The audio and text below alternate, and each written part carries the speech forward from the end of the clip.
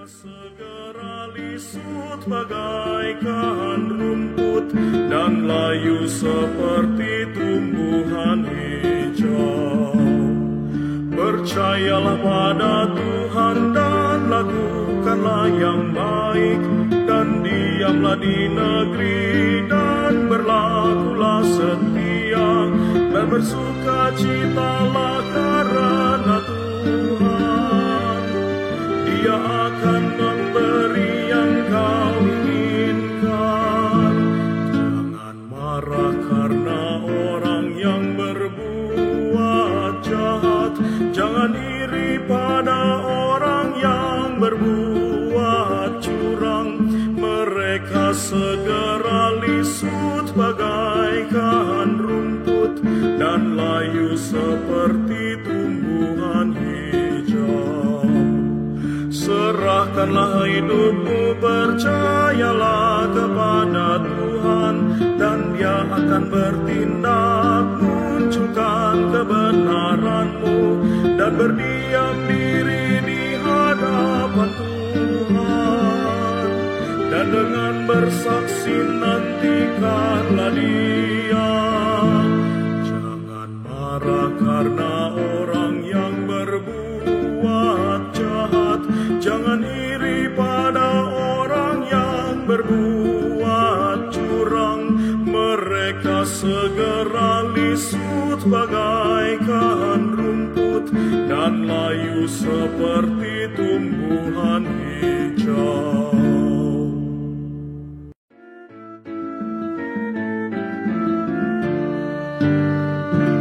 Jangan marah karena orang yang berbuat jahat. Jangan iri pada orang yang berbuat curang. Mereka segera lisut bagaikan rumput dan layu seperti tumbuhan hijau. Percayalah pada Tuhan dan lakukanlah yang baik, dan diamlah di negeri dan berlakulah setia, dan bersukacitalah karena Tuhan. Dia akan memberi yang kau inginkan. Jangan marah karena orang yang berbuat jahat. Jangan iri pada orang yang berbuat curang. Mereka segera lisut bagaikan rumput dan layu seperti tumbuhan hijau. Serahkanlah hidupmu, percayalah kepada Tuhan, dan Dia akan bertindak, munculkan kebenaranmu, dan berdiam diri di hadapan Tuhan. Dan dengan bersaksi nantikanlah Dia. Jangan marah karena orang yang berbuat jahat. Jangan iri pada orang yang berbuat curang. Mereka segera lisut bagaikan rumput dan layu seperti tumbuhan hijau.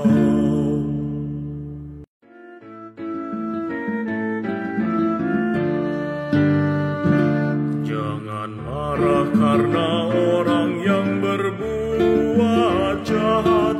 Jangan iri pada orang yang berbuat curang. Mereka segera lisut bagaikan rumput dan layu seperti tumbuhan hijau. Percayalah pada Tuhan dan lakukanlah yang baik, dan diamlah di negeri dan berlakulah setia, dan bersukacitalah karena Tuhan. Dia akan memberi yang kau.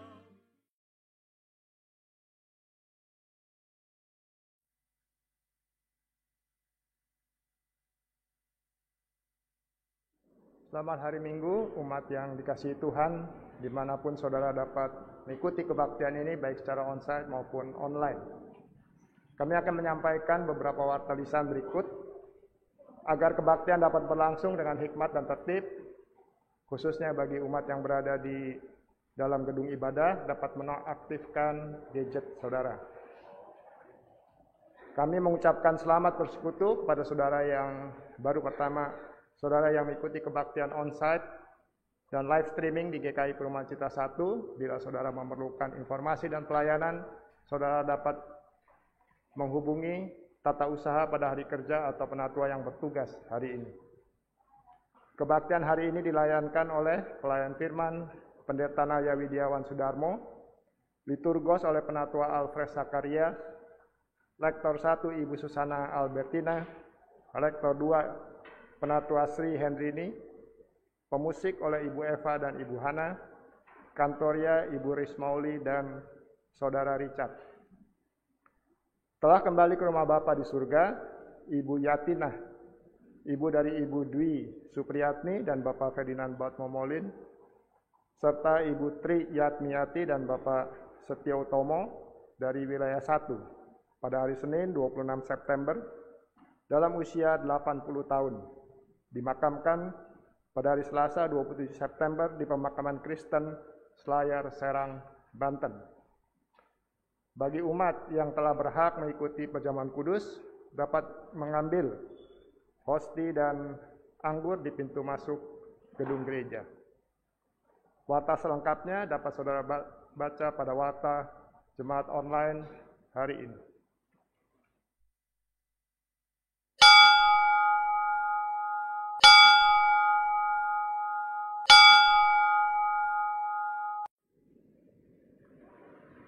Umat yang dikasihi Tuhan, marilah kita mengawali kebaktian kita dengan menyanyikan NKB 3, Terpujilah Allah.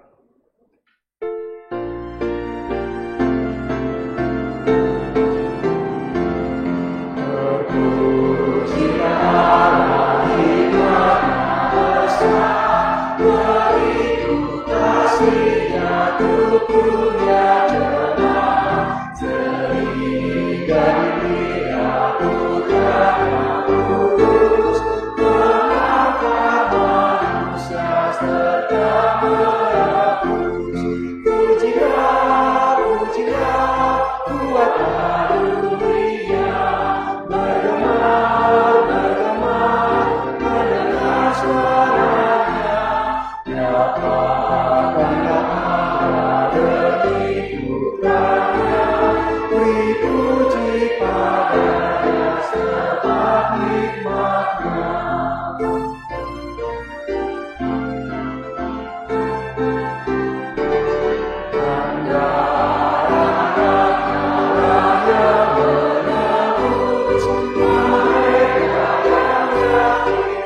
Janji kudus, dosanya betapapun juga kecil, dihapus oleh-Nya di kasih bersih. Pujilah, pujilah, buatlah dunia bergema,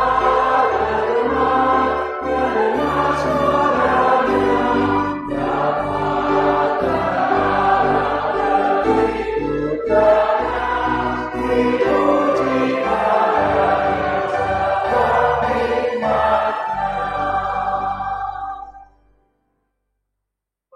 Kita adalah dalam nama Tuhan yang menjadikan langit dan bumi.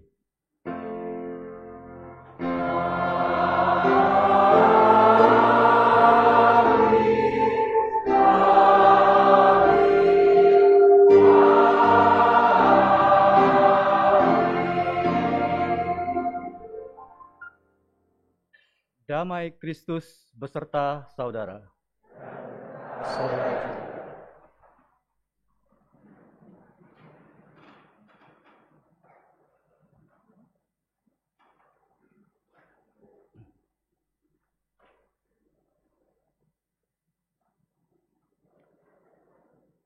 Tantangan dan pergumulan adalah bagian dari kehidupan. tak terkecuali bagi kita selaku pengikut Kristus. Ketika kita menyambut panggilan Tuhan untuk menjadi hamba-Nya, Ia tidak menjanjikan kita hidup yang selalu mulus dan indah. Namun, satu hal yang pasti, kasih dan kuasa-Nya akan selalu menyertai kita di sepanjang perjalanan hidup ini. Sakramen perjamuan kudus yang akan kita terima pada hari ini menjadi pengingat bagi kita akan janji penyertaan Allah. Ini juga yang memampukan kita menjalani panggilan sebagai hamba Allah yang setia dalam segala keadaan. Firman Tuhan dalam 1 Petrus 1 ayat 5 sampai ke 6 meneguhkan kita, yaitu kamu yang dipelihara dalam kekuatan Allah karena imanmu, sementara kamu menantikan keselamatan yang telah tersedia untuk dinyatakan pada zaman akhir. Bergembiralah akan hal itu, sekalipun sekarang ini kamu seketika harus berduka cita oleh berbagai-bagai pencobaan.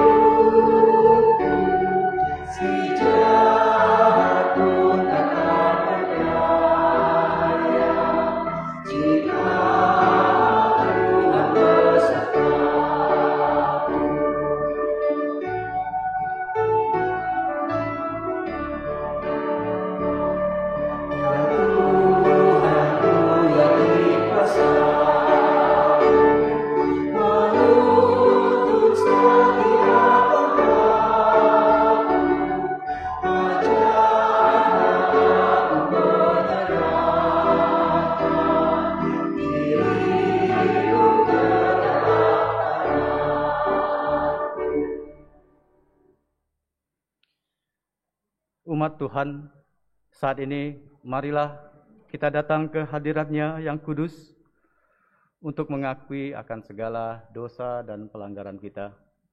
Kita berdoa.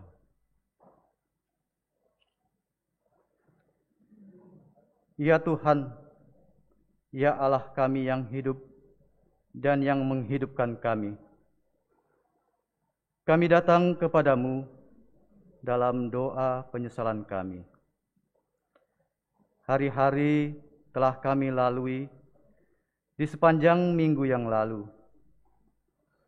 Ada banyak hal yang telah kami lakukan yang mungkin tidak sesuai dan tidak berkenan kepadamu. Baik itu melalui perkataan, bahkan perbuatan kami. Ampunilah kami ya Tuhan. Kami lupa dan bahkan sering tanpa sadar bahwa kami ini sesungguhnya adalah hamba yang tidak seharusnya mendapat bagian yang layak yang kami nikmati dan rasakan dalam hidup kami. Kami sering meninggalkan panggilan iman kami untuk setia dan taat melakukan firman-Mu di dalam kehidupan kami. Hidup sebagai pasangan suami istri dalam satu keluarga bersama orang tua dan anak-anak, juga hidup kami bersama orang-orang atau masyarakat di mana kami ada. Kami tidak mencerminkan sebagai orang yang sudah ditebus dosanya oleh karena kasih dan karunia daripadamu. Ampunilah kami orang yang lemah ini. Ya Roh Kudus, kuatkan dan teguhkanlah kami, agar kami mau berbalik dari cara hidup kami yang lama, supaya kami mau sungguh-sungguh menyesal, sehingga kami menyadari dengan iman kami mau mengasihi saudara-saudara kami, sebab Engkau terlebih dahulu telah mengasihi kami. Inilah doa penyesalan kami. Kami memohon di dalam satu nama, yaitu Yesus Kristus, Tuhan kami. Amin.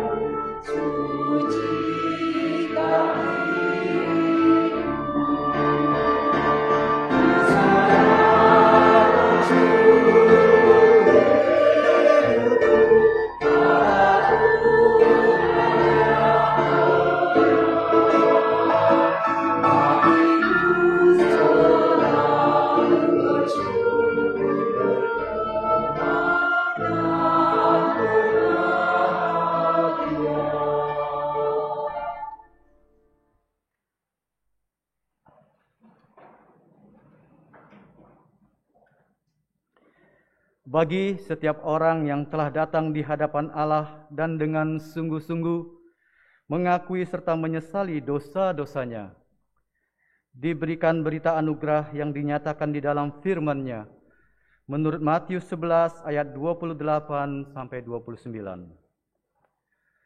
Marilah kepadaku semua yang letih lesu dan berbeban berat, aku akan memberi kelegaan kepadamu. Pikulah kuk yang kupasang dan belajarlah padaku, karena aku lemah lembut dan rendah hati, dan jiwamu akan mendapat ketenangan. Demikianlah berita anugerah dari Tuhan.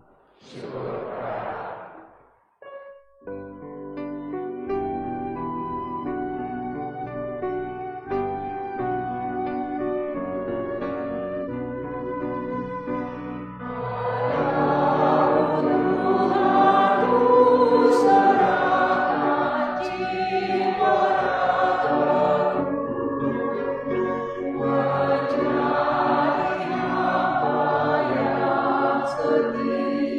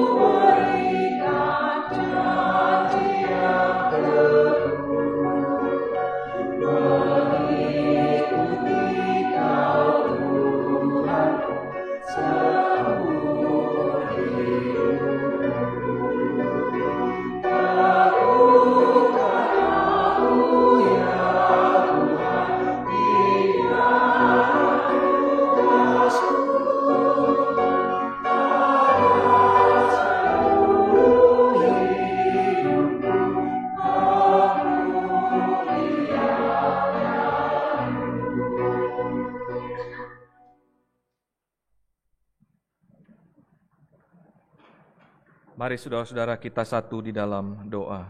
Mari kita berdoa. Bapa di dalam surga, kami sungguh mengucap syukur untuk kebaikan Tuhan yang terus menyertai dan memberkati kami hari lepas hari hingga saat ini. Kami bersyukur bahwa firman Tuhan di dalam kehidupan kami menunjukkan jalan yang baik sehingga kami boleh terus menjaga identitas kami sebagai garam dan terang dunia. Dan pada saat ini sebagai ungkapan syukur kami hadir di tempat-Mu yang kudus, memuji memuliakan nama Tuhan, dan sebentar akan mendengarkan firman-Mu yang selalu menuntun kami, yang selalu memperbarui kami. Ya Roh Kudus, pimpinlah hati dan pikiran kami, supaya hati dan pikiran kami hanya tertuju dan terarah kepadamu saja, sehingga firman Tuhan ini tidak berlalu begitu saja, tetapi membuat kami menjadi pelakunya dalam kehidupan hari lepas hari. Bersabdalah kepada kami ya Bapa di surga, dengan kami bersuka cita untuk mendengarnya. Dalam nama Tuhan kami Yesus Kristus, kami berdoa dan memohon. Amin.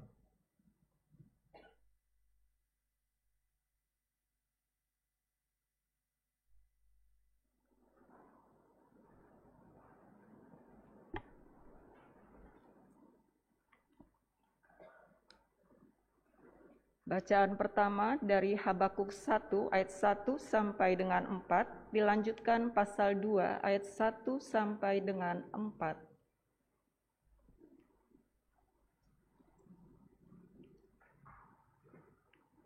Ucapan ilahi dalam penglihatan Nabi Habakuk. Berapa lama lagi Tuhan, aku berteriak, tetapi tidak kau dengar. Aku berseru kepadamu penindasan, tetapi tidak kau tolong. Mengapa engkau memperlihatkan kepadaku kejahatan, sehingga aku memandang kelaliman? Ya, aniaya dan kekerasan ada di depan mataku, perbantahan dan pertikaian terjadi. Itulah sebabnya hukum kehilangan kekuatannya dan tidak pernah muncul keadilan, sebab orang fasik mengepung orang benar. Itulah sebabnya keadilan muncul terbalik. Dilanjutkan ayat 2, pasal 2. Aku mau berdiri di tempat pengintaianku dan berdiri tegak di menara. Aku mau meninjau dan menantikan apa yang akan difirmankannya kepadaku dan apa yang akan dijawabnya atas pengaduanku. Lalu Tuhan menjawab aku demikian, tuliskanlah penglihatan itu dan ukirkanlah itu pada loh-loh, supaya orang sambil lalu dapat membacanya. Sebab penglihatan itu masih menanti saatnya, tetapi ia bersegera menuju kesudahannya dengan tidak menipu. Apabila berlambat-lambat, nantikanlah itu, sebab itu sungguh-sungguh akan datang dan tidak akan bertangguh. Sesungguhnya orang yang membusungkan dada tidak lurus hatinya, tetapi orang yang benar itu akan hidup oleh percayanya. Demikianlah sabda Tuhan.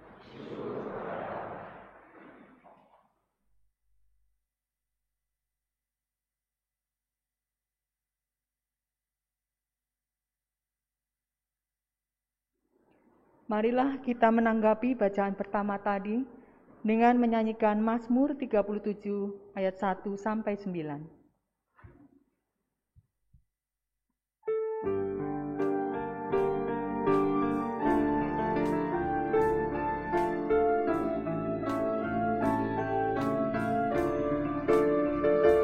Jangan marah karena orang yang berbuat jahat. Jangan iri pada orang yang berbuat curang. Mereka segera lisut bagaikan rumput dan layu seperti tumbuhan hijau. Marah karena orang yang berbuat jahat. Jangan iri pada orang yang berbuat curang. Mereka segera lisut bagaikan rumput dan layu seperti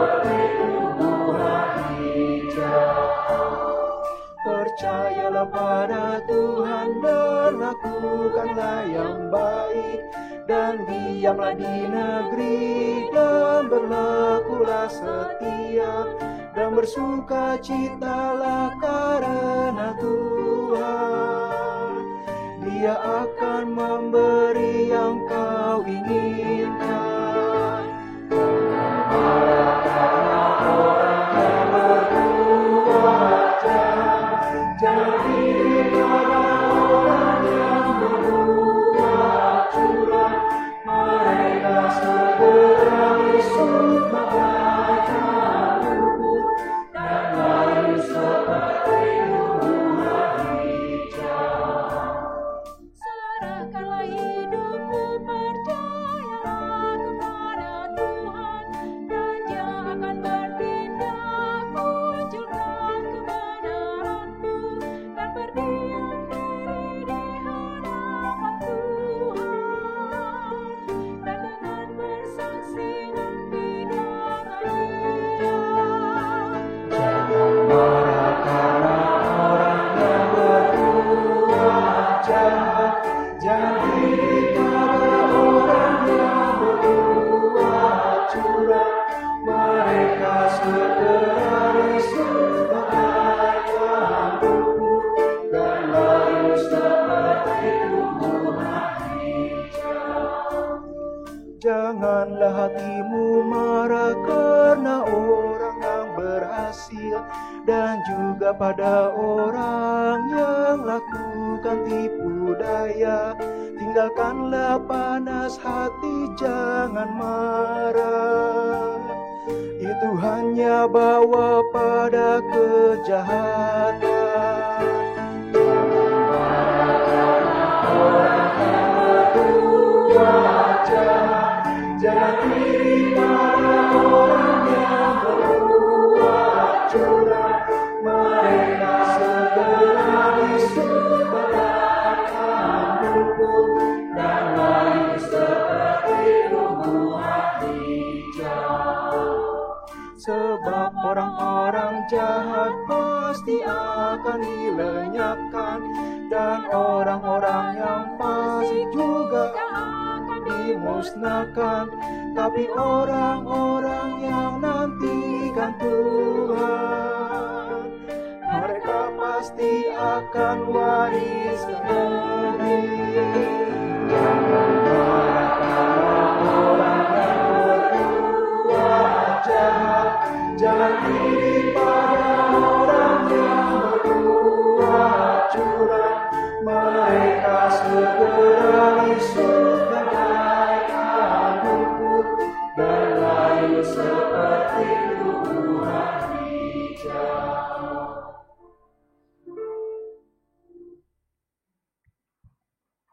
Bacaan kedua diambil dari 2 Timotius 1 ayat 1 sampai 14. Dari Paulus, Rasul Kristus Yesus, oleh kehendak Allah, untuk memberitakan janji tentang hidup dalam Kristus Yesus kepada Timotius, anakku yang kekasih. Kasih karunia, rahmat dan damai sejahtera dari Allah, Bapa dan Kristus Yesus Tuhan kita menyertai engkau. Aku mengucap syukur kepada Allah yang kulayani dengan hati nurani yang murni, seperti yang dilakukan nenek moyangku. Dan selalu aku mengingat engkau dalam permohonanku, baik siang maupun malam. Dan apabila aku terkenang akan air matamu yang kau curahkan, aku ingin melihat engkau kembali supaya penuhlah kesukaanku. Sebab aku teringat akan imanmu yang tulus ikhlas, yaitu iman yang pertama-tama hidup di dalam nenekmu Lois dan di dalam ibumu Eunike, dan yang aku yakin hidup juga di dalam dirimu. Karena itulah kuperingatkan engkau untuk mengobarkan karunia Allah yang ada padamu oleh penumpangan tanganku atasmu. Sebab Allah memberikan kepada kita bukan roh ketakutan, melainkan roh yang membangkitkan kekuatan, kasih dan ketertiban. Jadi janganlah malu bersaksi tentang Tuhan kita, dan janganlah malu karena aku seorang hukuman karena Dia, melainkan ikutlah menderita bagi Injilnya oleh kekuatan Allah. Dialah yang menyelamatkan kita dan memanggil kita dengan panggilan kudus, bukan berdasarkan perbuatan kita, melainkan berdasarkan maksud dan kasih karunia-Nya sendiri yang telah dikaruniakan kepada kita dalam Kristus Yesus sebelum permulaan zaman. Dan yang sekarang dinyatakan oleh kedatangan Juru Selamat kita, Yesus Kristus, yang oleh Injil telah mematahkan kuasa maut dan mendatangkan hidup yang tidak dapat binasa. Untuk Injil inilah aku telah ditetapkan sebagai pemberita, sebagai rasul, dan sebagai guru. Itulah sebabnya aku menderita semuanya ini, tetapi aku tidak malu, karena aku tahu kepada siapa aku percaya, dan aku yakin bahwa Dia berkuasa memeliharakan apa yang telah dipercayakannya kepadaku hingga pada hari Tuhan. Peganglah segala sesuatu yang telah engkau dengar daripadaku sebagai contoh ajaran yang sehat, dan lakukanlah itu dalam iman dan kasih dalam Kristus Yesus. Peliharalah harta yang indah yang telah dipercayakannya kepada kita oleh Roh Kudus yang diam di dalam kita. Demikianlah sabda Tuhan.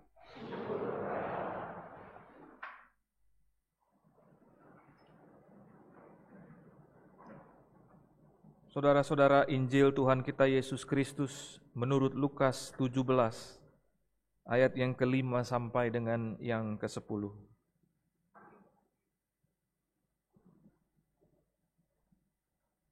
Lalu kata rasul-rasul itu kepada Tuhan, "Tambahkanlah iman kami." Jawab Tuhan, "Kalau sekiranya kamu mempunyai iman sebesar biji sesawi saja, kamu dapat berkata kepada pohon ara ini, 'Terbantunlah engkau dan tertanamlah di dalam laut,' dan ia akan taat kepadamu. Siapa di antara kamu yang mempunyai seorang hamba yang membajak atau menggembalakan ternak baginya, akan berkata kepada hamba itu setelah ia pulang dari ladang, 'Mari segera makan'?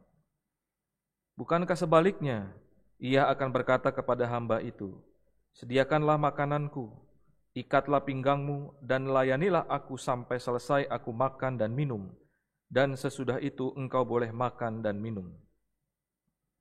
Adakah ia berterima kasih kepada hamba itu karena hamba itu telah melakukan apa yang ditugaskan kepadanya? Demikian jugalah kamu, apabila kamu telah melakukan segala sesuatu yang ditugaskan kepadamu, hendaklah kamu berkata, 'Kami adalah hamba-hamba yang tidak berguna, kami hanya melakukan apa yang kami harus lakukan.'" Demikianlah Injil Yesus Kristus.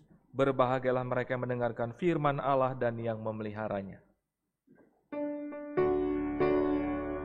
Haleluya, haleluya, haleluya.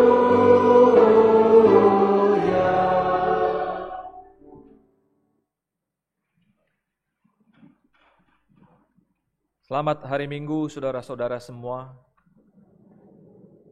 Salam sehat dan tetap sukacita dalam menjalani hari-hari bersama dengan Tuhan.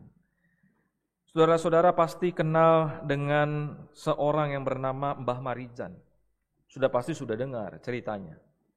Bahwa ia adalah juru kunci Gunung Merapi, dan ketika Gunung Merapi meletus, ia ada di Merapi di sana menjalankan tugasnya.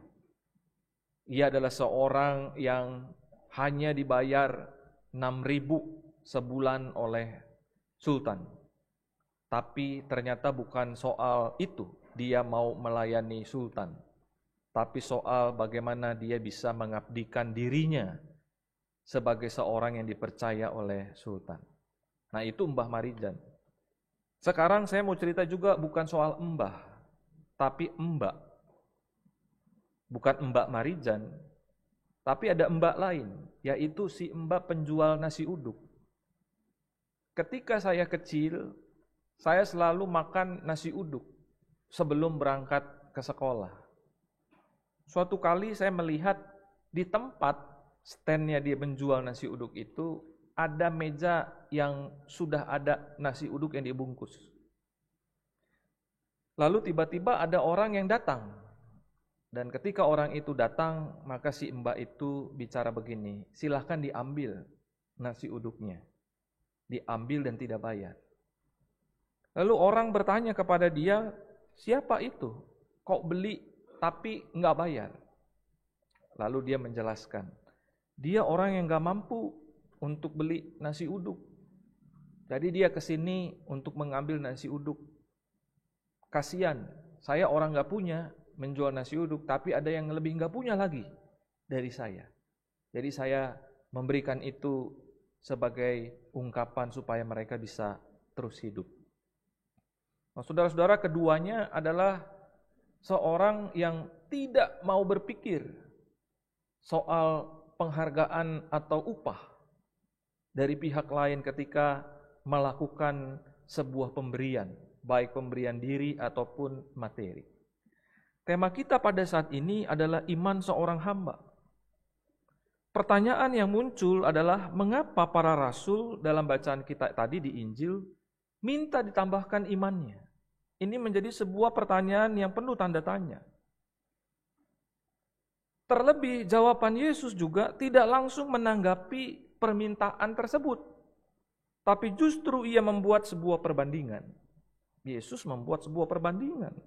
Dikatakan bahwa jika iman sebesar biji sesawi, biji yang amat kecil itu, kalau punya iman sebesar biji sesawi, sudah bisa membuat pohon ara itu tercabut lalu pindah ke dasar lautan. Bisa. Ini kalau dalam alam pikiran manusia nggak mungkin bisa terjadi. Tapi tidak dengan iman. Iman kepada Kristus mampu mengerjakan hal-hal yang sangat luar biasa yang terkadang tidak bisa kita pikirkan. Tapi apa maksud jawaban Yesus ini kepada para muridnya? Bukankah para muridnya juga tahu betapa besarnya kekuatan atau daya iman itu? Apa karena hal tersebut jangan-jangan sehingga para murid minta ditambahkan imannya? Kalau begitu, seberapa penting para murid diberitahu mengenai besarnya kekuatan daya iman itu? Nah, saudara-saudara, membaca teks ini, maka kita harus melihat iman yang terjadi dalam kehidupan Yesus. Jika kita melihat lebih dalam kehidupan Yesus, sesungguhnya Yesus ingin mengajak para murid untuk semakin menyadari bahwa iman itu terutama bukan kesaktian yang bisa dipakai menjalankan hal-hal yang wah atau spektakuler. Namun hanya bisa ditemukan nanti melalui perjalanan Yesus yang terjadi dari awal sampai akhir. Perjalanan Yesus yang paling nampak tentang iman itu adalah ketika di atas bukit ia mengalami transfigurasi. Ketika Musa dan Elia datang kepada Yesus lalu memberitahu tujuan perjalanannya di dunia ini yang nanti akan digenapi di kota Yerusalem. Tujuan perjalanan itu Yunaninya disebut sebagai Exodus. Exodus ini dipakai juga pengertian keluarnya bangsa Israel itu dari tanah Mesir. Itu peristiwa yang pertama. Lalu peristiwa yang kedua adalah ketika berada di Taman Getsemani, di mana Yesus meminta agar cawan itu dapat berlalu dari hidupnya. Karena apa? Karena dia tahu bahwa nanti dia akan berjumpa dengan penolakan yang hebat. Dia akan berjumpa dengan penyiksaan yang begitu luar biasa dan akan berakhir secara hina di kayu salib. Tapi dalam peristiwa Getsemani itu ada hal yang sangat amat penting untuk kita dapat hayati, yakni ketika Yesus mengatakan bahwa semuanya itu hanya terjadi bukanlah kehendaknya, melainkan kehendak Bapanya. Jadi dalam kedua peristiwa tadi, yaitu transfigurasi dan Getsemani, itu bisa membantu kita untuk dapat mengerti apa itu iman dalam kehidupan Yesus. Yaitu mentaati kehendak Bapanya sampai akhir, atau dengan kata lain, menempatkan kehendak Bapanya di dalam hidupnya itu di atas segala sesuatu. Dan dengan begitu Yesus memperoleh kekuatan untuk terus berjalan dan menyelesaikan misinya, bahkan tersiksa dan mati di kayu salib. Jadi Yesus memberikan seluruh hidupnya supaya manusia itu tidak mudah memilih dan tidak mudah menyerah terhadap dosa. Yesus menunjukkan apa itu anugerah pengampunan Allah terhadap manusia. Ia membarui kemanusiaan yang tahan banting terhadap dosa dan juga kuat dalam mengampuni sesama. Di sini mengampuni sesama juga bukan menjadi sikap tergantung. Tergantung orangnya, tergantung situasi kondisinya, tergantung hati kita, tergantung apa kesalahannya. Tidak. Di sini mengampuni merupakan sebuah kewajiban. Jika para murid meminta tambahan iman yang begitu tadi, seperti Yesus, maka mereka ada di jalan yang benar. Ada di jalan yang sedang ditempuh oleh Yesus sendiri. Nah, pertanyaannya lagi, kalau tadi bicara iman, lalu apa hubungannya dengan seorang hamba? Kalau Yesus menjalani hidup sepenuhnya menuruti kehendak Bapanya, berarti Yesus itu seperti hamba yang siap menjalankan perintah tuannya. Tidak ada istirahat. Bahkan setelah menyelesaikan suatu tugas, ada tugas lagi. Seperti seorang hamba yang diceritakan oleh Yesus, yang setelah pulang dari mengembalakan dan membajak, masih disuruh menyediakan makanan dan minuman bagi tuannya. Baru setelah semuanya selesai, ia sendiri bisa dapat makan dan minum. Seorang hamba juga gak perlu lagi mengharapkan ucapan terima kasih karena telah menjalankan tugasnya, gak perlu. Sebaliknya, ia harus merasa dirinya itu tidak pantas. Semua yang dilakukannya itu hanya demi tugas. Tapi lagi-lagi, apa maksud perumpamaan ini? Ternyata tidak lain bahwa Yesus mengajak para muridnya dan kita semua untuk berpikir mengenai apa itu yang namanya wujud dan pelayanan iman. Pelayanan ini tidak ada selesainya. Dan si pelayan itu akhirnya mesti mengaku juga sebagai orang yang tidak berguna. Jadi jelas, mengapa dalam menanggapi permintaan para rasul agar iman mereka ditambah, Yesus mengajarkan bahwa yang penting bukanlah berusaha memperoleh sukses dengan kekuatan yang ada pada diri mereka, melainkan sebaliknya menjadi pelayan yang membaktikan diri sepenuhnya kepada Allah. Ajakan Yesus adalah ajakan untuk tetap hidup dalam dunia yang nyata dan bukan dalam dunia yang penuh dengan idam-idaman yang spektakuler, bukan. Yang sungguh realitas.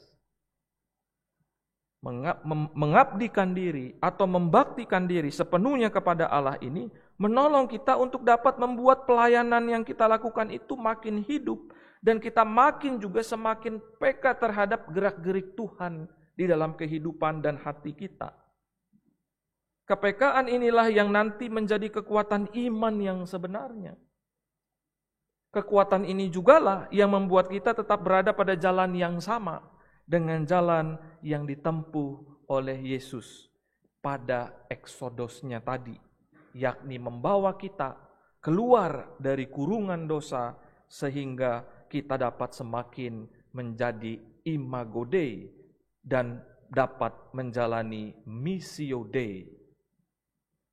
Kita makin serupa dengan Allah dan kita makin dapat menjalankan misi Allah di tengah-tengah dunia. Saudara-saudara yang dikasihi oleh Tuhan, yang menjadi poin penting dari firman saat ini itu berbicara mengenai apa yang menjadi kewajiban kita sebagai hamba. Kita itu adalah hamba, tapi kita bukan budak dan juga bukan pekerja. Hamba atau yang disebut dengan doulos mempunyai pengertian seseorang yang dengan sengaja memberikan dirinya sendiri bagi kehendak orang lain, dalam kurung majikan. Sama seperti Yesus yang melakukan kehendak Bapanya saja. Sedangkan budak berarti orang yang terpaksa melakukan sesuatu karena ia dijual. Dan pekerja atau yang disebut sebagai ergasia berarti melakukan pekerjaan hanya demi mendapatkan upah. Jadi kata hamba atau doulos sangat tepat di sini untuk menjelaskan bahwa menjadi hamba harus merupakan kebanggaan dan pengabdian diri kita. Jika kita adalah hamba Kristus, maka kita harus bangga menjalankan pelayanan dan pekerjaan yang dipercayakan oleh Kristus kepada kita. Melayani Tuhan itu tidak boleh terpaksa, tidak juga mencari upah, tidak juga mencari kehormatan atau mencari nama, tidak juga hanya sekedar menghabiskan waktu, tidak juga hanya pemuasan diri saja. Kita melayani karena sudah sepantasnya kita harus melayani. Seorang hamba yang baik melayani karena itu merupakan keinginannya sendiri, bukan terpaksa, bukan karena upah. Ia akan tetap sukacita meski tidak pernah mendapatkan penghargaan. Oleh sebab itu, jika ada yang bersungut-sungut dalam melayani Kristus, berarti mempunyai motivasi lain yang dikejar. Dengan kata lain, ingin mendapat pengakuan, sehingga hati dapat merasa spektakuler, karena dirinya merasa hebat dan orang lain juga mengakui kehebatannya. Apakah itu merupakan seorang hamba? Tentu bukan. Karena Habakuk mengatakan bahwa orang benar itu akan hidup oleh imannya. Tapi iman yang seperti apa? Iman seperti yang dijalani oleh Paulus, di mana ia bercerita kepada Timotius yang merupakan pendeta muda di Korintus. Paulus berbagi bagaimana imannya sebagai hamba Kristus itu telah menghidupi dia sedemikian rupa. Dan pada saat ini, pada perjamuan kudus ini, kita menghayati bahwa anugerahnya itu terasa begitu dalam. Kita seperti Paulus yang merasakan anugerah Tuhan. Bahwa kita yang adalah hamba, kita diundang dalam perjamuan kudusnya. Oleh sebab itu ada baiknya juga kita menoleh ke belakang. Apakah selama ini kita melayani dia, kita bekerja demi dia itu sepenuh hati atau tidak? Akan sangat bijaksana jika kita bersedia berbenah diri dan kembali menghayati siapa diri kita, sehingga kita bisa bersuka cita dalam menyambut anugerah, yaitu Allah kita. Mari melayani Tuhan dengan penuh pengabdian, mau berbakti dengan kesungguhan, tapi juga dengan kegembiraan dan sukacita. Ikuti apa yang menjadi kehendak Tuhan saja, sehingga kita tetap berada pada jalan yang ditempuh oleh Kristus, pada eksodosnya. Kiranya Tuhan Yesus memberkati kita sekalian. Amin.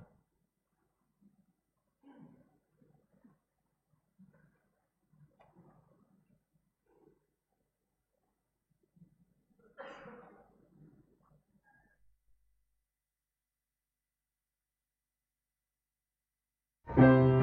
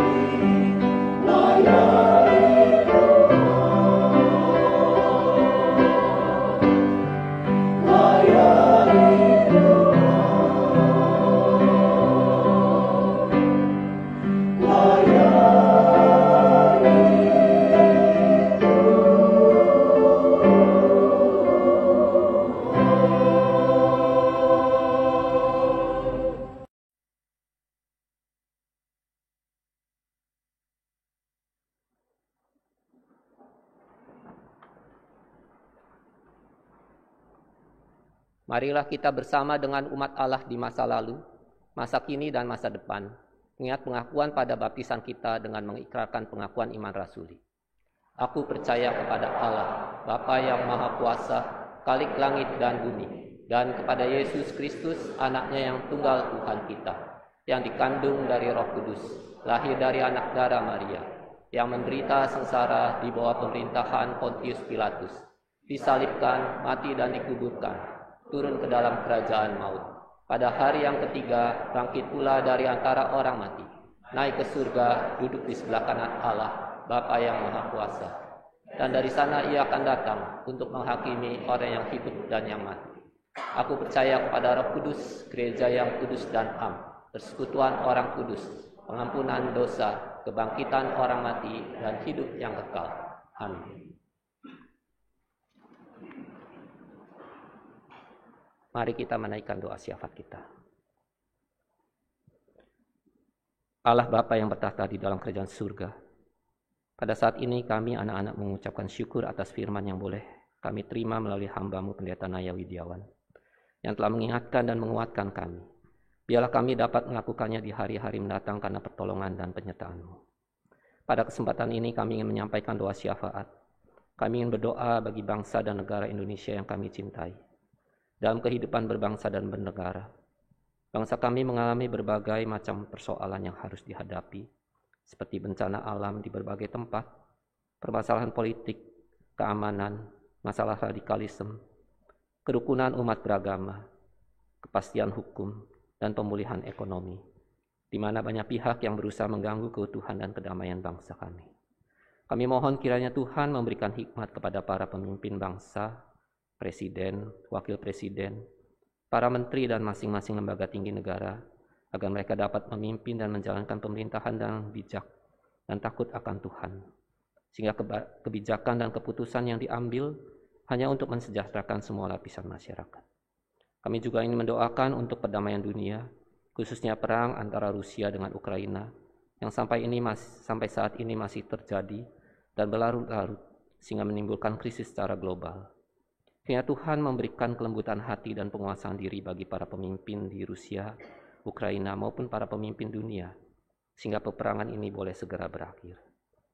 Saat ini kami mendoakan bagi keluarga almarhumah Ibu Yatinah, ibu dari Ibu Dwi Supriyatmi, Bapak Ferdinand Batmomolin, dan Ibu Triyatmiati, Bapak Setio Utomo, yang telah Tuhan panggil pulang ke rumah Bapa di surga.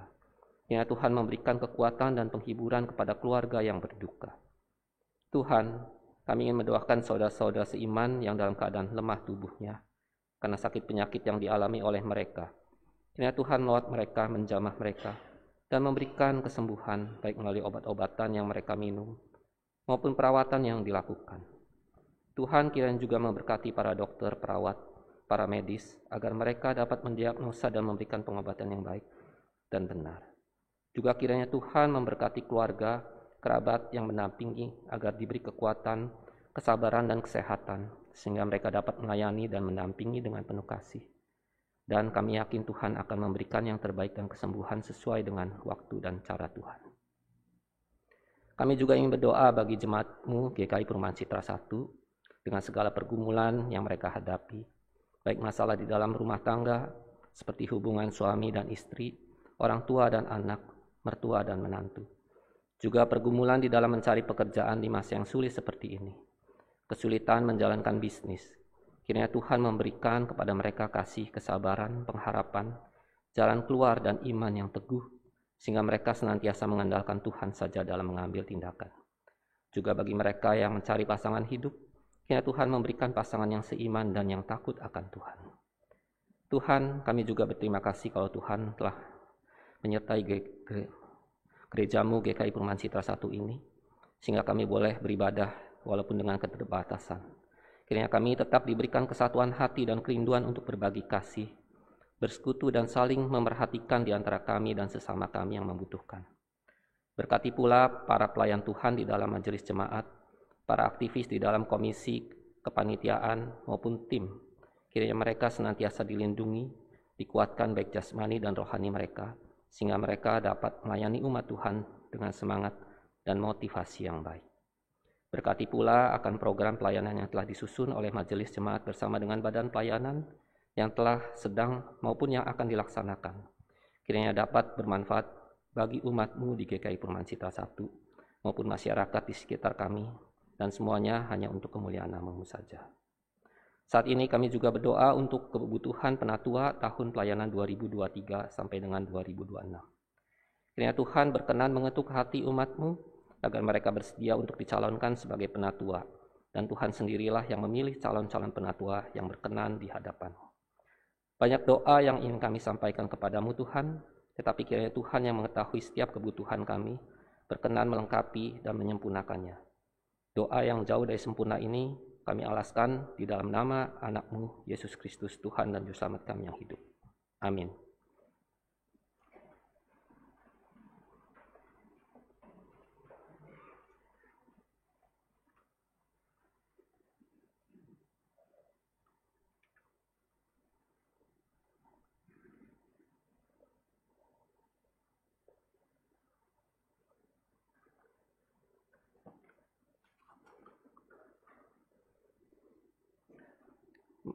Marilah kita mewujudkan rasa syukur kita dengan memberikan persembahan.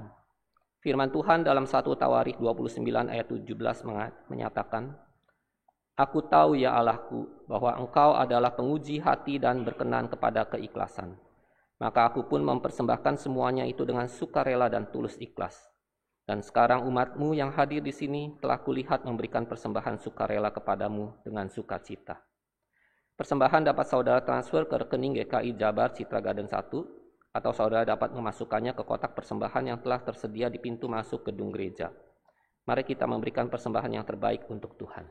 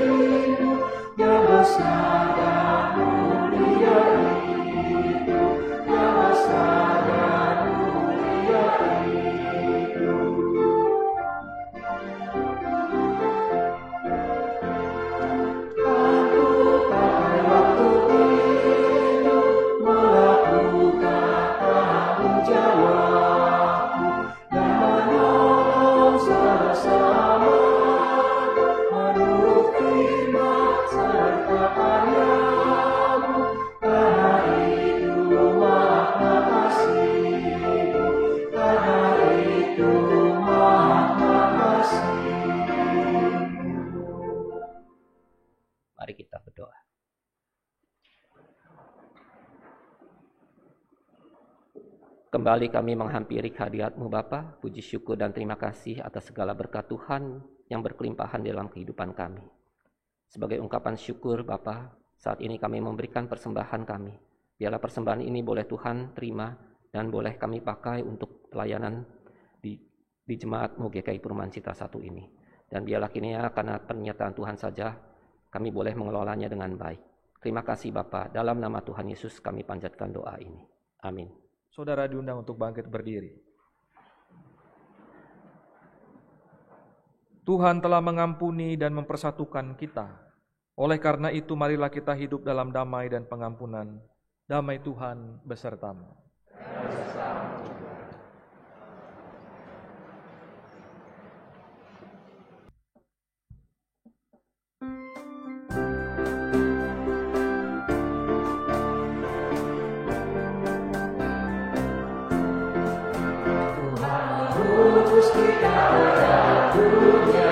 Bawa berita kepada yang telah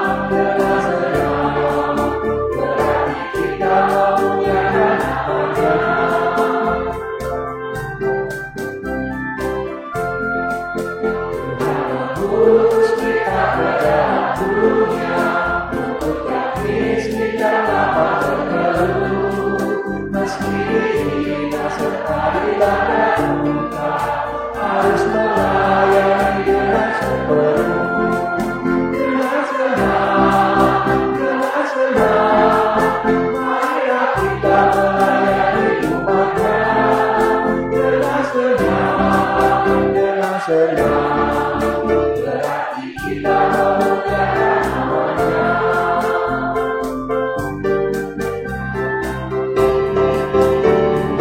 Terus kita dalam dunia untuk melawat terlalu sendiri serta nama Tuhan harus melayani dengan sepenuh.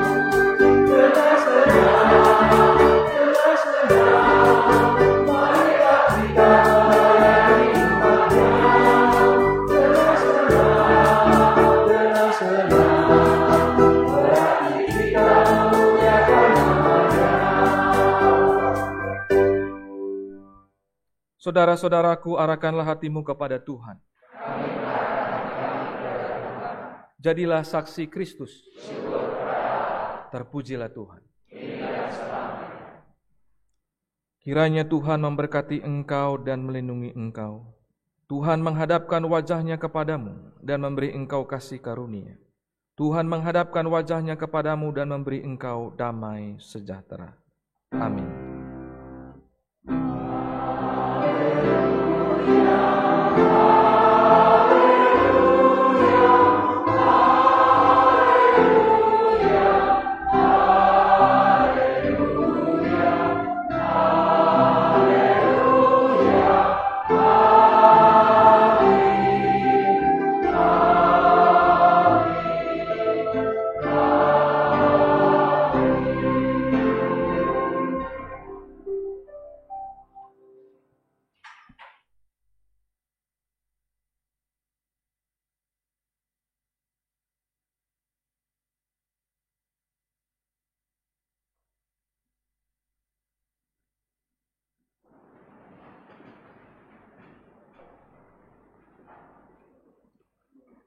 Mari kita bersatu dulu sejenak.